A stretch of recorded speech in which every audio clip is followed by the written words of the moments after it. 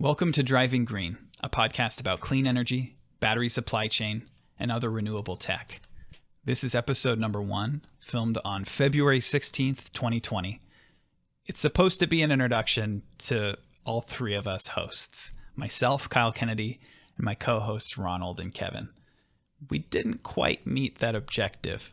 We're new at podcasting. It's our first episode, so we're learning as we go. This is not financial advice. We attempted this to be entertaining as well as informative. These are conversations we normally have privately, but the three of us agreed that perhaps we could just record them and some people would find them entertaining. Future episodes will feature guests from a variety of different companies that we've been in communications with, most notably American Battery Technology Company, because we have connections there. So look forward to future guests in this space. Full disclaimer, this is not financial advice. The three of us hold positions in a variety of companies in this sector, most notably American Battery Technology Company, as well as being advisors to American Battery Technology Company. But please do not make investment decisions based on anything we say today or any day in a future podcast. Do your own due diligence, and without further ado, please enjoy. Driving Green. We're doing it, boys. We're doing it. I am Ronald. I'm here joined by my co-hosts, Kyle and Kevin. And we're starting a podcast on green energy tech, supply chain, on future trends, and just generally a world that we want to live in the future, a world, for our children. So, glad to be starting. You're the MC. You want to introduce us? Hey, Ron, man, you need to be a bit better at this.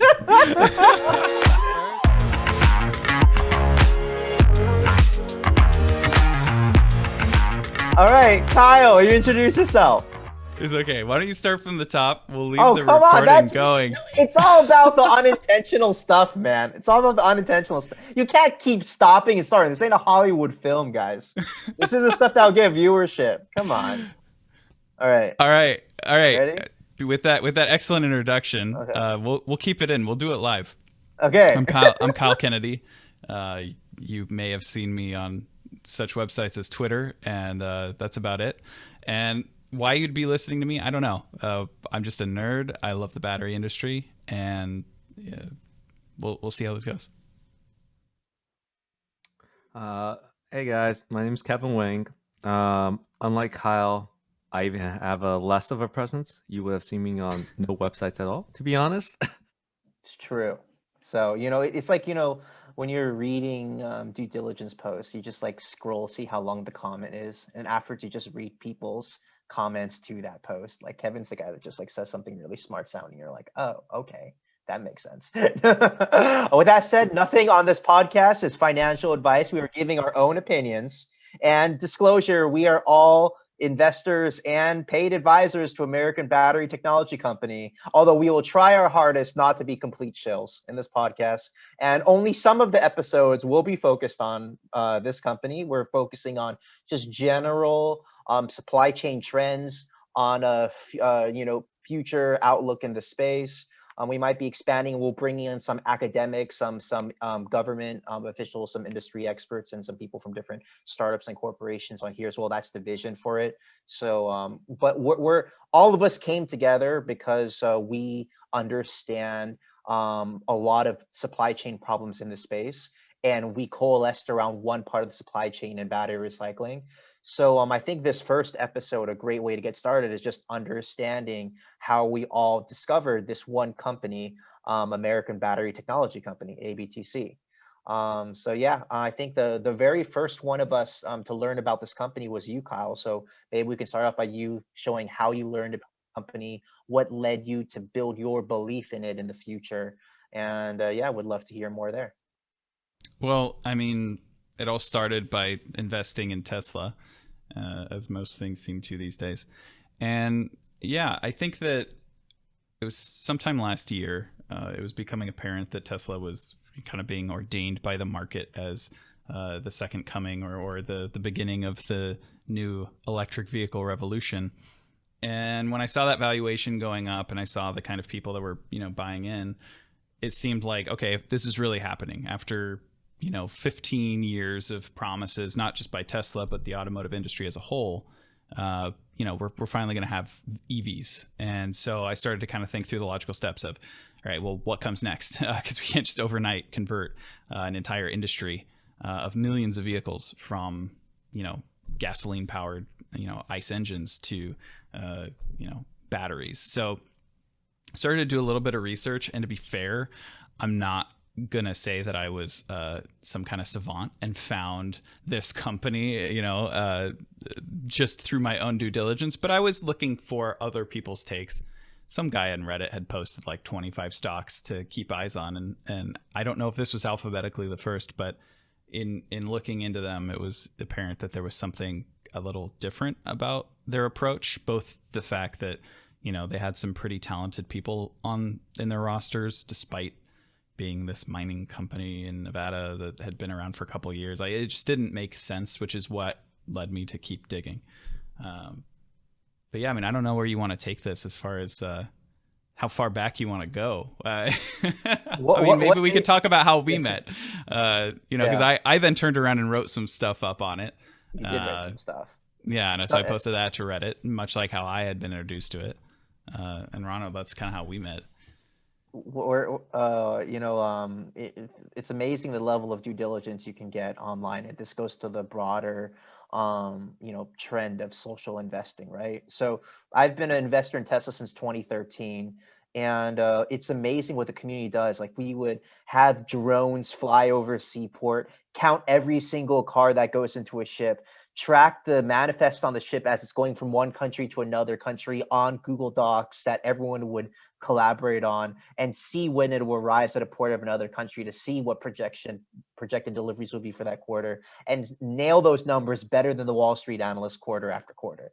And so that's the level of intensity that comes with thousands of people collaborating and doing researching together. One guy's an engineer, one guy's a financial analyst, another one is a scientist, and we all just bring our perspectives. One person's a trucker, and we all bring our perspectives together, right? So in being a Tesla investor since 2013, I quickly realized this is going to be a big problem, the supply chain problem. It actually stems from a hyperchange video, shout out Gally, with Vivas from Benchmark Minerals, and he was talking about this huge problem in supply chain that we're basically going to run out of batteries, right? And when it came to that, you look down the chain of like, all right, what does a battery supply chain really look like? And as I started looking through companies, I knew about, some of the other more notable companies, right? Without giving specific names. But as I was looking through some of these companies in the space, whether it's mining, extraction, I got all the way down to recycling. And I learned about this company started by an ex-Tesla engineer who has these amazing patents. I watched some videos of him on YouTube, and I said, this guy's really smart. And I read some posts on Reddit. Smartest guy on Reddit was Kyle over here. So I reached out to him and I said, hey, can you add me on Facebook, and can we just chat about this for a while? And like a crazy person, he actually said yes. Yeah, and the first thing I told you was that it wasn't started by the Tesla guy, but you wouldn't know that based on all the due diligence that you read, even nowadays. Yeah, it's such a weird company, but nonetheless, yeah, we started talking. We started talking, and I'm like, let me just trying to learn more about this company. And I actually emailed the head investor of ABTC. I'm like, I'm doing research on this company. I found it like on Reddit. Like, would love to ask you some questions about it. And then I got connected with him. And then I brought Kevin on to do some due diligence with me. And I'm like, hey, you have this history of supply chain at Levi's and analytics consulting on AT Kearney. I would love to help me think through this. So all three of us got together, started researching this company more, and we got down the rabbit hole, and that led to where we are right now. So that's my personal story over here. Just a quick summary of it. And would now love to transition to Kevin. And I guess dude, yeah, Ron dragged me kicking and screaming into this world, to be honest. Unlike these two, I was not a Tesla believer. I'm probably still not a believer in the stock. I'm not gonna lie. It's a little high for my taste, and I think my role in this whole podcast is maybe to play devil's advocate on Tesla. But no, in all honesty, like my specialty here, like I've been investing for over 15 years, and what I've always found for myself was the fact that I love supply constrained problems. Right? I think those are some fundamentally sound investment choices anyone can make, because generating sales is always the hardest problem. And when you don't have that problem and your own entire issue is production constraints or execution constraints, all I can see in the future is just green grass and gold roads. Right? It's just such an easy investment story. So as you know, when Ron told me about the story about what's going on in the EV world and about the lithium constraints and the issues with trade and all of these factors that came in, it made the story more and more compelling. And I just had to dig deeper and deeper and deeper. And so that's how I started to get in. Ron did introduce it to me, and then he linked Kyle and I up, and all of a sudden, all three of us just kept on talking about it, basically throwing more money at it whenever we got the chance, to be honest. And Yeah, no. originally, when you saw this company, you saw its balance sheet, and it had a scary balance sheet at the time we were Wow. in it, right when we started looking at it. You know, and I will be the first to say this. It was probably from me missing Tesla because I was so scared of their balance sheet for so long. That I was like, okay, I can't be scared of another Tesla-like move, so I had to jump in. Well, so I guess, and- I had to learn a little bit from the past. Well, to your point, one of Kevin's first reservations about the investment was, skepticism on when would the glut of end-of-life vehicles be hitting the secondary market, hitting the recycling market. And so that was a very astute observation, which as we learned more, it was, well, there's manufacturing scrap. So as you start building these plants, as you start commissioning these brand new battery facilities, and even the well-established ones, they're just churning out tons of scrap, figuratively and literally. So yeah, it was a bygone conclusion by the time, at least we placed our investments, that okay, things are definitely starting to pick up a little bit of speed, both for the company and for the industry as a whole. And to the point now where, Biden's in office and, the whole green industry is on fire, in a good way. And, people are diving in whole hog. And so, one would hope we're not in the midst of a bubble of any kind, but, we're definitely seeing unparalleled interest in this technology and these kind of companies.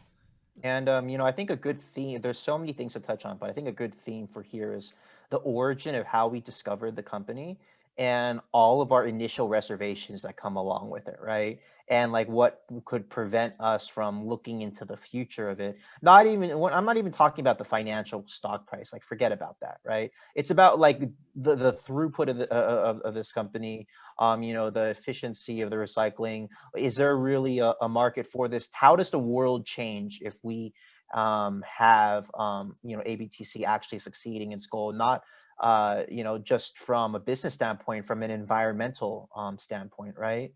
How does the world become a better place? And when it comes to that initial reservation that I had was, yeah, we know Tesla cars, they last a while. They don't break down. They don't have maintenance costs the way gas cars are, right?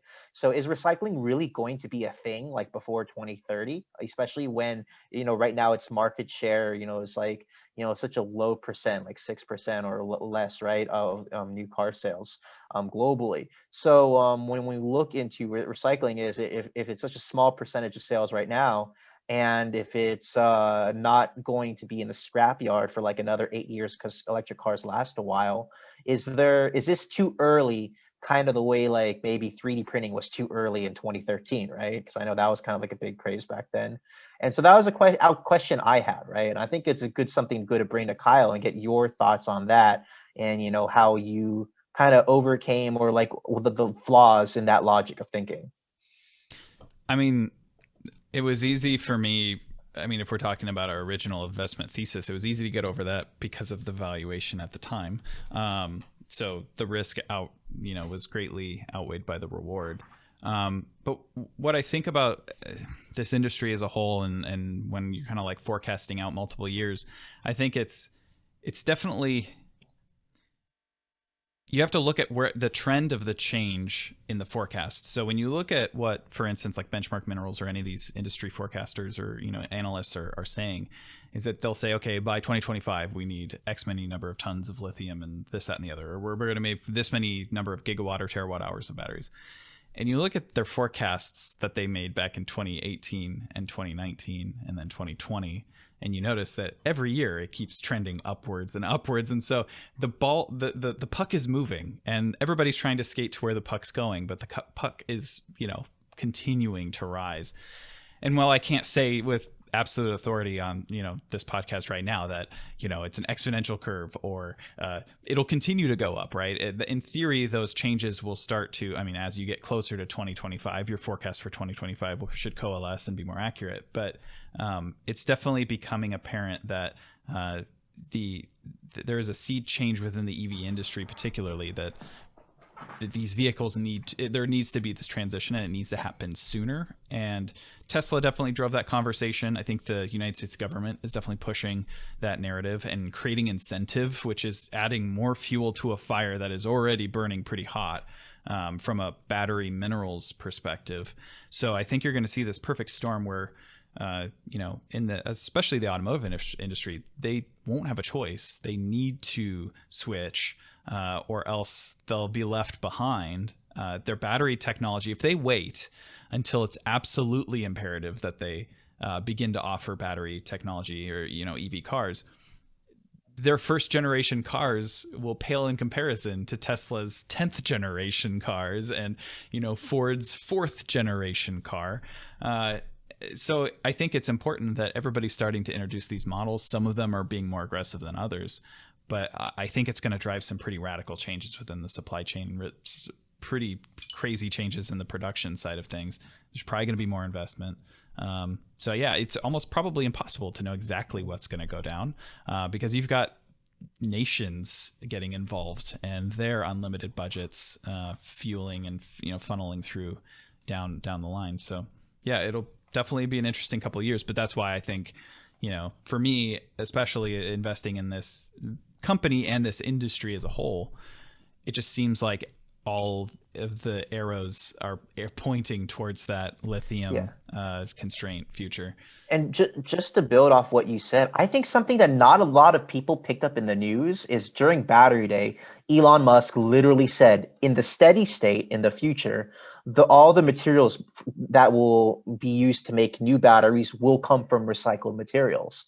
But because that's kind of like a futuristic statement, people didn't really wrap their mind around what that meant, because mining is hard, right? That I refer to that Vivos video with Cypherchange and talking about it takes, multiple years for the brine pools and everything to go from mining something from the ground and turning it into cathode materials and everything that can be used to make EV grade battery. And so like that is, an excruciatingly difficult and expensive process with there's actually a lot of waste that needs to be recycled in the creation of batteries, not just end of life batteries, like what you said, Kyle, right?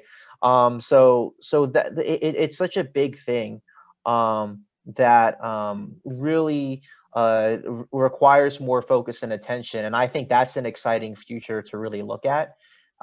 With that said, I think Kevin, you brought up, yeah. I was gonna say you guys are only touching the surface here, because honestly, this isn't a new business model, right? Let's take cardboard and corrugated packaging. Pratt single-handedly calls their cities the forest. International Paper is the biggest corrugated packaging company, and they grow trees and they mine it. They cut it down to make their cardboard boxes. But Pratt takes recycled corrugated. They park their facilities next to these major metropolitan areas, take all that recycled material and make new cardboard boxes. Essentially, this is not a brand new business model. It has been proven to be successful in other industries, and this is just the lithium making a play on it, taking end of life cycle cell phones, laptop batteries, recycling the content, and putting it out into new batteries for other consumption uses. Truth to be told, you probably do need to mine a little bit more to increase the total amount of lithium. But given the rate that EV vehicles are growing, you just can't mine fast enough. It's too hard. It's too dangerous. too many steps, way too expensive. Your fastest, cheapest, and most successful route for any country is taking your leftover stuff, grinding it down, separating out all the chemicals, and then feeding it into your battery supply chain. There's no faster way. Yeah, and I think you most succinctly put it in terms of like what makes you excited about this area and the opportunity space for ABTC to really come into it, right? So I would It's love to not hear you talk. just it's not just ABTC. I really think it's wide open. There are tons of great competitors out there. We selected ABTC, but there's lots of them coming up, and we're gonna be covering all of them. But truth be told, this area is so green, and so probably green's probably not the right color here. It's probably so blue, to refer to the blue ocean concept. It's so blue, you really don't care. I'm pretty sure that if you guys choose any company, any recycler, they will have tons of business over the next few years, just like EVs. Even though Tesla's leading the charge, everyone's jumping in because everyone thinks they can grab a piece of the pie. This is that time. I think a few years down the line, we'll be able to separate the winners and losers very quickly and very clearly. Yeah. But right now, I really think there can only be winners. Only the people who don't actually, only the companies that don't want to join in this revolution and in this space of disruption are going to be losers. Everyone else, if you join, you're going to get a piece of the pie because it is so big. Yeah. Yeah. Sorry, go on, Kai. I was just going to say, yeah, I mean, I agree with Kevin in that, the amount of feedstock that is available, granted, in varying different forms of, I'm not going to say quality because I mean that's such a loaded term, but lithium-ion battery recycling has not really been anything that's terribly profitable to date, namely because most of the processes that companies use so far are based on legacy processes around smelting. So they'll burn the batteries, they'll create a like an ingot of Kyle, an alloy. Kyle, I'm gonna just interrupt and just tell the truth. It's not profitable at all unless the customers who are getting rid of the batteries pay people to take them. Okay, yeah, that's the only way they break tipping even. fee. Yeah. So there's a tipping fee, guys. So it costs so much. These companies can't survive unless they get paid to recycle the batteries. And because of that, you end up with a future in which if it's not profitable to recycle the batteries, they won't be recycled, or they will be recycled in such low volume it won't be able to keep up. So you see that already. You have these unprofitable recycling ventures in which the companies can get by, but they're getting their revenue from the people with the batteries that they're trying to get rid of. And because of that, there hasn't been a lot of movement in that space. It's not very green because you're burning the stuff and creating, emissions that you either have to recapture or you're just putting out into the world. And so what I think here is that, you've got this huge glut of batteries that have been produced over the last 20 years in various different states of decay or, in different surpluses around the country that have sat there because it's cheaper for them to just stick them into a warehouse than it is for them to actually pay someone to take them off their hands and recycle. But I think we're going to start seeing a shift of that. We're going to start seeing the economics flipped upside down. Li-Cycle, American Battery, there's, Redwood, they're all attempting more or less the same thing through different processes and different efficiencies, but they're all trying to take both the surplus of what exists now, the scraps that are being produced, and the salvage vehicles, that get in car wrecks, and then the end of life vehicles at the end of their useful utility life, bringing those battery metals back into the supply chain. Because at the end of the day, the battery metals within the battery do not decay. They do not change beyond a state that they cannot be recovered and used again as virgin feedstock. So if you have a lithium-ion battery from 2008, provided it is of there are many different chemistries, there's a whole bunch of different kinds, but you can retrieve the lithium and the nickel and the cobalt, use those in more modern chemistries that Tesla and other battery manufacturers are leveraging, and give them a meaningful second life beyond just the DIYers that take Tesla modules and, make solar, power packs in their own house, out of reclaimed stuff. I think that there's a real future here that we'll be able to finally realize by taking this waste and making it useful again.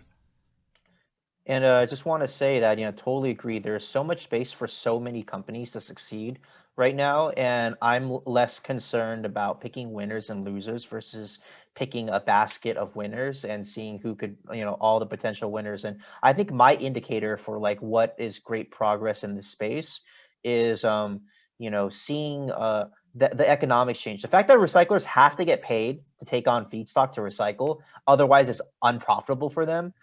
When I learned that, it just blew my mind. I'm like, how is that economics work? No wonder no one recycles today, right? Imagine you have to pay someone to give your old laptop battery to them. That's like basically what it is. And so that doesn't incentivize anyone to recycle. But the fact that, a good leading indicator is what companies in the space feel so comfortable with their economics that they can pay to take the feedstock, or even accept it for free, right? When that happens, that lets me know they're confident about their business model. I'm looking for any company that can claim they can do that. And that is like an exciting opportunity, and seeing on their balance sheet that they can still be profitable when, taking that type of approach.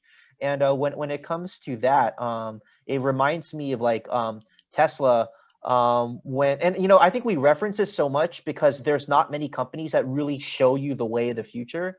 And what Tesla's doing to completely change the economics of things is a reflection of like, we have to think divergently. We have to think differently about a lot of these issues, right? So Tesla doesn't, lower its price because of a lack of demand. They lower the price of the cars to make it more affordable and accessible to different types of people, because for them, it's just about selling as many cars as they can for their mission, and the fact that every car they sell, in the same zip code, they'll sell like 3 more cars in like a year, right? Because they get so much word of mouth marketing. So what is traditionally been seen as a negative, in that you lower the price of your car, you must not be having a demand problem, for Tesla is a positive, because their cost of production has lowered so much. Their variable costs really have lowered. They've made things more efficient, that they can retain the same gross margins, even though they're lowering the price of the car. And that's an exciting thing. Now I always want them to keep lowering the price of the car. So like looking at recycling as analogous to that and saying, what are the leading indicators for saying, at what point will we reach a tipping point in recycling that it is something that becomes a really exciting space, that there is a paradigm shift? I think that's like a good leading indicator. And when it comes to other leading indicators that the space is maturing, or that recycling is now ready for prime time for both of you, what are some of those signalers or flags in your mind that you're keeping an eye out for? For me, first of all, I am going to emphasize this a lot, which is cost innovation. Everything in this space is all about cost. It's not about design or anything else, because any recycler's end product goes to a battery manufacturer. They don't need fancy designs. They need raw materials at a certain level of purity, with certain contaminants, and the right mix of contaminants to be able to efficiently make their product.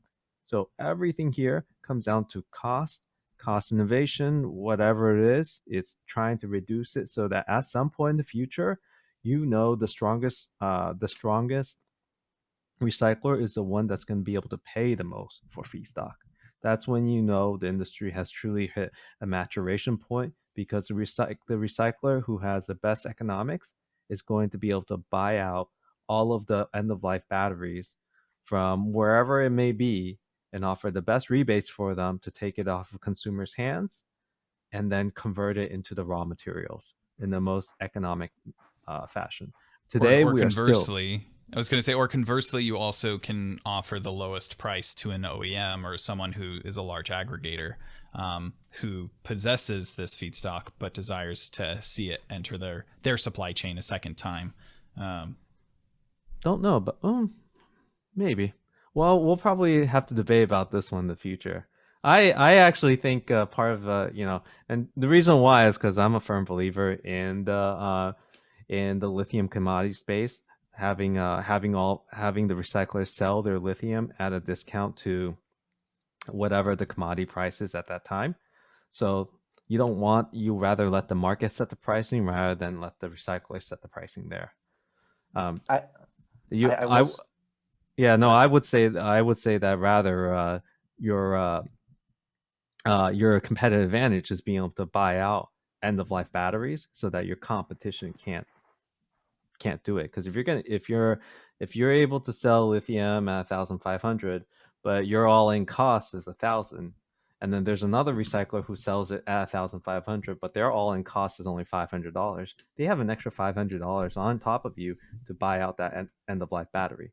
And if you can't based upon general manufacturing concepts, if you can't operate that plant at maximum capacity, well, your your cost per unit just went up, and that kills your economies of scale. So the right way to do it is just yeah, if I was any recycler, I will let market pricing be dictated by commodity, but use my cost efficiencies to just crush my competition by paying more for end of life battery and ensuring that their production facilities don't run at capacity. That's where the blood starts going to the street. But that's probably years This off. is why you get paid to do what you do, and I would bankrupt any company that I was running economics for. So I will say this is reflection that this is not an organized effort. We are each three individuals with our own three individual opinions, and we all just like the stock. We do. We just all like stonks. Yeah.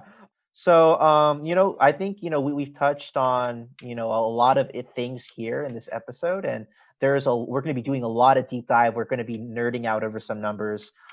We might be even having some guest speakers coming on. And, but I think this was just a kind of a good introduction for the kind of the conversations that all three of us have privately when we're discussing opportunities and discussing what the industry looks like. And I think a lot of this podcast is going to be surfacing those conversations to a broader audience to you leverage some of the research that we're doing to build off of our research, to share their own insights and perspectives, and just so we can really understand what this opportunity space is, really understand the challenges, have an honest conversation, right? And just say, like, hey,